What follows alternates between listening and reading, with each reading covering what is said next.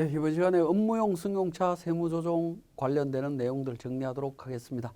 자, 업무용 승용차와 관련해서는 우리 앞에 시간에 기본적인 우리 세무사랑 프로에서 관리해야 되는 기본적인 개념들은 일단 설명을 드렸고, 이번 시간에는 세무조정에 대한 관점에서 중요한 부분들 살펴보겠습니다. 자, 업무용 승용차 관련되는 비용을 감가상각비 상당액과 감가상각비와 기타 비용으로 이렇게 구분을 합니다. 감가상각비, 임차료 중에 감가상각비 상당액, 임차료라고 하면 리스, 렌트를 의미하는 부분이고요.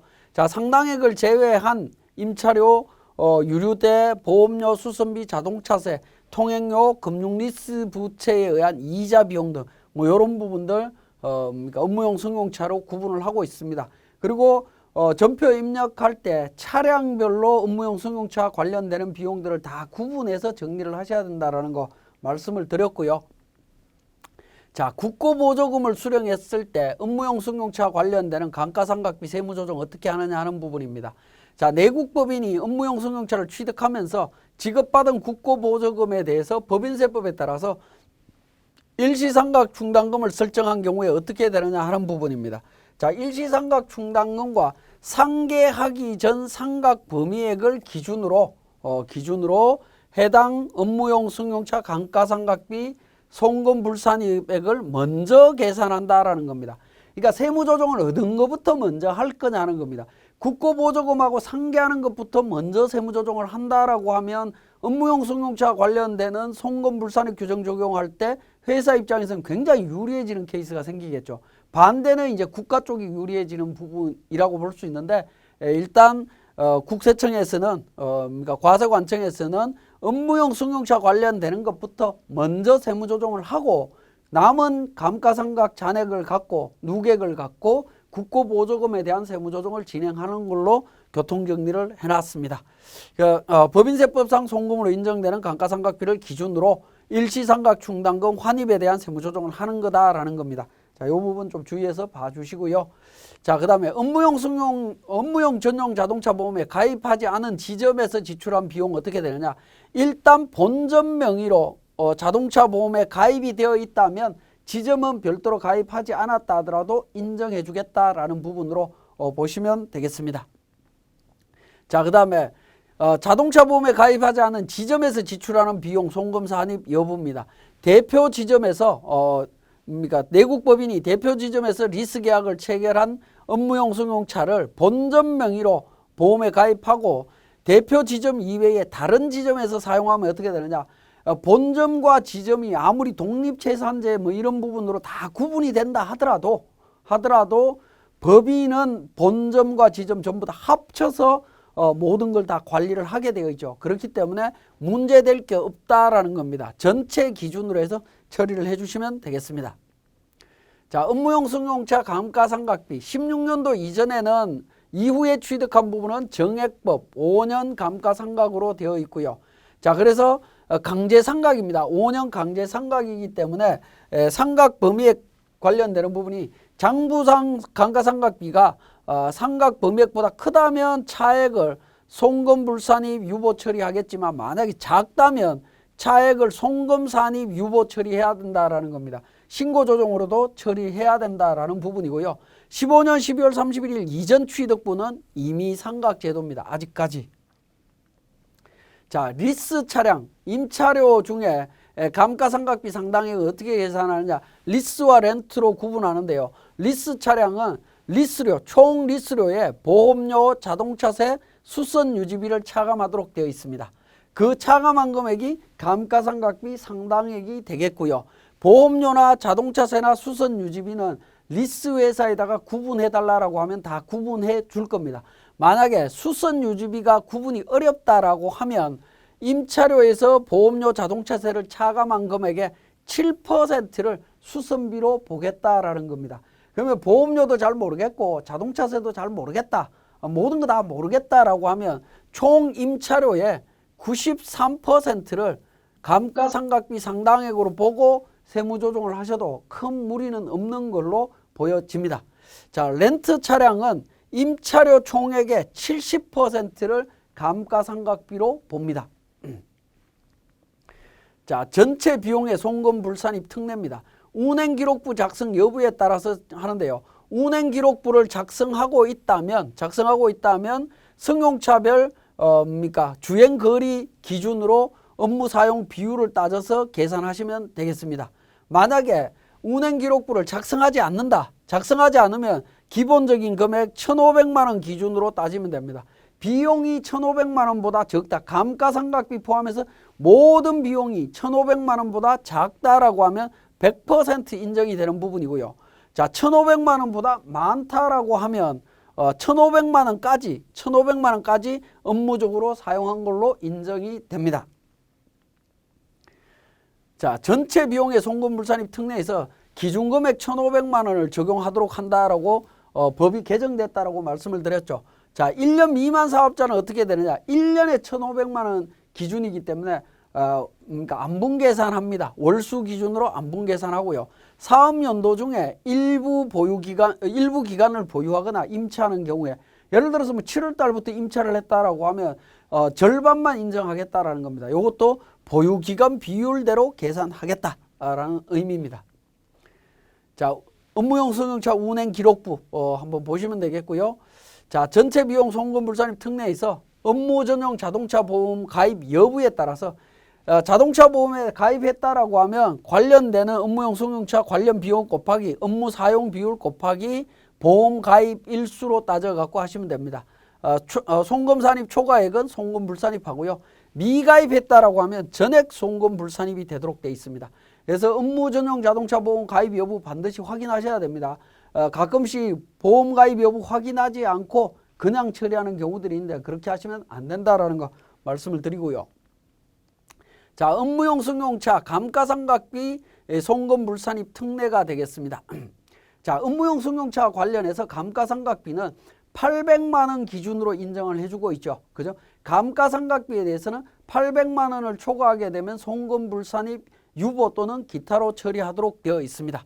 자, 보시면 감가상각비 한도액은 업무용 승용차별 감가상각비나 상각 범위액에 업무 사용 비율을 곱해서 즉 업무 사용 비율 금액에 해당되는 금액이 800만 원을 초과하는 금액이 있다면 송금 불산입하겠다라는 부분입니다.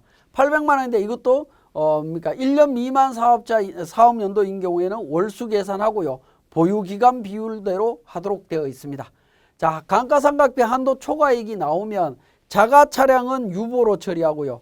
리스 차량은 기타 사회유출로 처리를 합니다.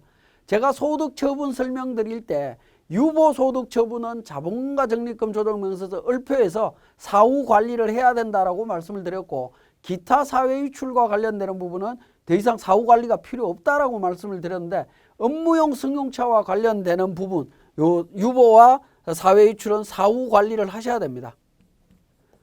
사후 관리가 필수입니다. 왜냐하면 자, 송금 불산입된 금액은 추후에 추인이 되기 때문에 그렇습니다. 감가상각 기간이 끝나거나 했을 때 송금으로 추인되는 부분이 있으니까 추인되는 금액이 있기 때문에 관리를 하셔야 됩니다. 유보는 자본금과 적립금 조정명세서 을표에서 관리가 되니까 문제가 없지만 기타 사회의 유출은 관리가 별도로 되는 서식이 없다라는 거죠. 그건 어디서 관리하냐 하면 업무용 승용차 관련되는 세무조정 서식에서 그냥 자동으로 관리가 되도록 되어 있습니다. 거기에서 관리를 하셔야 된다라는 겁니다. 자, 업무용 승용차 관련해서 상각비 한도 초과액의 2월 송금 산입입니다.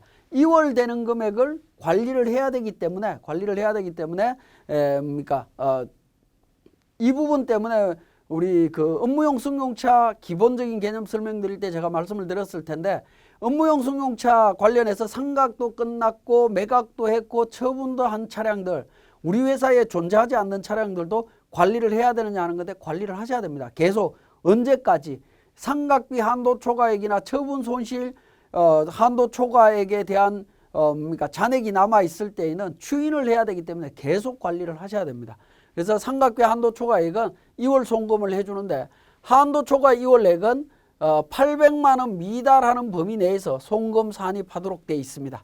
그래서 800만 원과 해당 연도 감가상각비 범액 비교해서 차액 부분하고 요 두 개 작은 금액을 유보나 기타로 처분을 하는데 2월 기간에 제한이 없습니다. 옛날에는 리스나 렌트 차량은 9년까지는 매년 800만 원, 10년 차 될 때는 잔액을 전액 다 송금 산입을 해줬습니다. 근데 그런 기간에 제한이 없이 10년 안에 모든 게 다 끝나면 다행이지만 10년이 넘어가더라도 매년 800만 원 기준으로 처리를 하겠다라는 부분입니다. 자, 그 다음에 차량 처분 손실에 대한 송금 산입 특례입니다. 800만 원을 초과하는 처분 손실 금액은 송금 불산입하도록 되어 있고요. 이렇게 송금 불산입된 금액은 다음 사업연도부터 800만 원씩 균등하게 송금 산입합니다. 이것도 기간의 제한은 없습니다. 기간 제한은 없다라는 겁니다. 기간 제한 없습니다. 그래서 처분 손실과 관련되는 부분 말씀을 드렸고, 그 다음에 소규모 법인 등에 대한 적용 특례입니다. 지분율 50% 초과, 부동산 임대업이 주업인 사업, 그 다음에 임대소득, 이자 배당 소득의 합계액이 매출액의 70% 이상이고, 또 직원수가 5명 미만일 때는 운행기록부 미작성 시 기준금액 500만 원입니다. 원래 1,500만 원의 절반이면 750이 되는데 750이 아니고 그냥 500입니다. 자, 감가상각비 한도 800인데 400으로 적용하고요. 처분 손실 기준 금액 400으로 적용해서 계산하도록 되어 있습니다.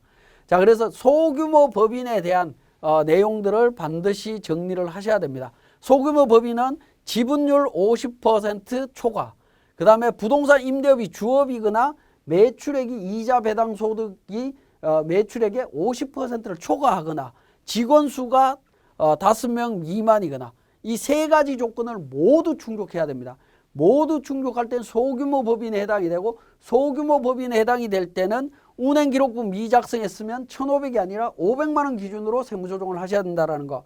그 다음에 상각비 한도 기준도 800이 아니라 400을 초과하면 송금 불산입한다.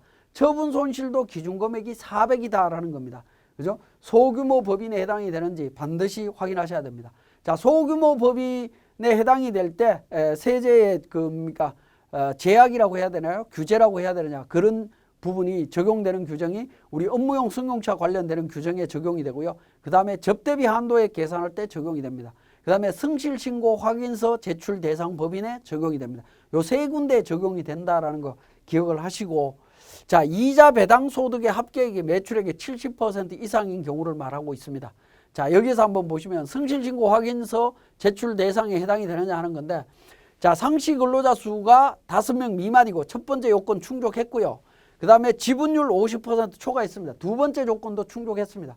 그러면 이자 배당 그 다음에 임대소득 수입이 기업회계상의 매출액의 70%를 넘어가느냐라는 건데요. 기업회계 기준에 따라서 계산한 매출액이 없다. 매출액이 없지만 법인세법에 따라서 나오는 인정이자가 있다라는 겁니다. 이게 인정이자라고 보시면 됩니다. 인정이자 또는 배당 소득 뭐 이런 부분들입니다. 배당 수익이 되겠죠. 이런 부분들이 있다라고 하면 대상이 된다라는 겁니다. 그죠? 인정이자도 대상이 된다. 그러면 성실신고 확인서도 제출해야 되고 접대비 한도에도 영향을 미치고 그 다음에 또 업무용 승용차에도 영향을 미친다라는 겁니다. 특히 기업회계 기준에 의한 매출액이 없는 경우에는 이 대상에 걸릴 가능성이 많습니다. 그러나 매출액이 없다라는 의미는 어떤 의미죠? 결국에 각 사업연도 소득금액이 그냥 제로일 수도 있습니다. 크게 영향을 안 미칠 수도 있겠죠. 근데 기업회계 기준에 따른 매출액은 작은데 인정이자 금액이 커서 법인세를 납부해야 되는 회사들도 있죠.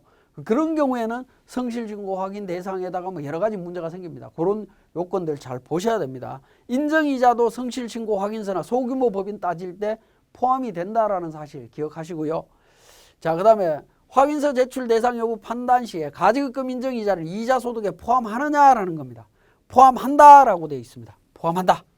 그러니까 인정이자가 많은 회사들은 매출액은 작은데 인정이자가 많은 회사들은 불이익이 엄청나게 많습니다. 자, 임차하여 사용하던 업무용 승용차를 취득하여 감가상각비 상당액 2월액의 세무 처리 어떻게 되느냐 하는 부분입니다. 자, 예를 들어서 리스로 사용하다가 2020년도 7월 1일 날 취득을 했다라는 거죠. 그죠? 이때까지는 리스로 사용을 하고 있었고 취득을 했다. 12월 31일까지 해서 가면 어떻게 됩니까? 12월 31일까지는 자가 차량이고요. 자가 차량이고 그 이전은 임차 차량이죠. 임차 차량이지만 동일한 차량으로 보고 차 한 대로 보고 세무조정하도록 되어 있습니다. 한 대로 보고 세무조정해라라는 부분이고요. 그 다음에 리스 기간에서 발생됐던 상각 부인의 접니까? 상각 범위액이 있었죠. 상각비 상당액. 상당액에 대한 송금 불산입 금액이 있었을 겁니다. 송금 불산입 금액 이 부분은 어떻게 할 거냐 하는 부분입니다. 이 부분은 임차 기간에 대한 감가상각비 상당액 한도 초과 이월액은 다음 사업연도부터 연간 800만 원으로 해서 송금에 산입한다라는 겁니다. 자, 이건 어떤 의미냐면 리스로 사용하던 차량을 내가 직접 구매를 했다라고 하면 별개의 차량으로 보지 않고 동일한 차량으로 보고 세무조정을 해라라고 했습니다. 그럼 동일한 차량으로 보는 순간 어떻게 됩니까? 리스로 이용하고 있다가 감가상각비 상당액이 송금 부인된 금액이 2월 되는 기간이 언제가 되느냐라는 겁니다. 그거는 리스 기간이 종료된 다음 연도부터 진행을 바로 해라라는 겁니다. 그죠? 취득한 거에 대한 상각비에 대한 거는 별개로 하고 리스 종료 기간 이후부터는 800만 원까지 송금 산입을 할 수 있다라고 보시면 되겠습니다. 자, 지금까지 우리 업무용 승용차와 관련되는 기본적인 내용들을 정리했습니다.